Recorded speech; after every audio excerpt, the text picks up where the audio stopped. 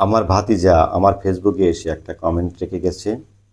মানিক হোসেন জীবন, তার কমেন্টের উত্তরে আমি ভিডিও আকারে দিচ্ছি। আমি চাই তোমরা ভালো থাকো, আমিও ভালো থাকি, আমরা ভালো থাকি, মিলেমিশে থাকি। দিন শেষে আমরা গ্রামবাসী, প্রতিবেশী, আত্মীয় স্বজন। এই কথাটা সবাই মনে রাখি। নেতা থাকে নেতার আসনে, আমরা করি টোকাইগিরি। যখন হয় পরিবর্তন, দিন শেষে বিপদে আমরাই পড়ি।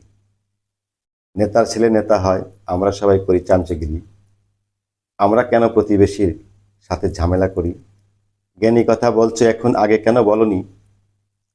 10 সাল, 14 সাল, 18 সাল, 24 সাল আমাদের উপর যখন খড়গ ঝরায়, জ্ঞানী কথা বা প্রতিবেশী পাশে কেন দাঁড়াওনি? এতদিন কোথায় ছিলে কাকাজি? আমরা মনে করি আমরা সবাই প্রতিবেশী, তোমরা করনি। দিন শেষে একটা কথাই বলবো, আমরা সবাই মিলেমিশে থাকি, দুর্বলতার সুযোগ না নেই, পাশে থাকি। আমার কথাগুলো বুঝলে কি কাকাজি? বুঝলে তেজপাতা, না বুঝলে রসুনের কোয়া। তোমার কমেন্টের উত্তরগুলো লিখতে আমার অনেক সময় লেগে গেছে।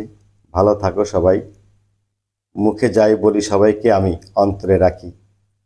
হতে পারে ভুল বোঝাবুঝি, আলোচনার মধ্যে থাকি, থাকবে না কোনো হানাহানি।